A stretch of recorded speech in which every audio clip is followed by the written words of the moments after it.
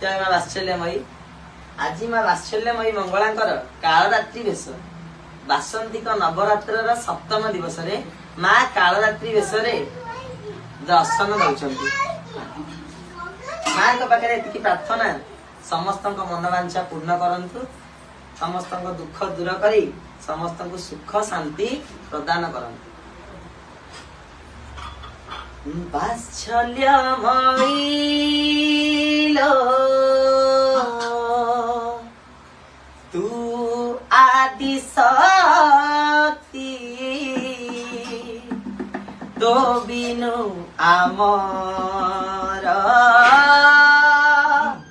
नाही किछि गति भक्त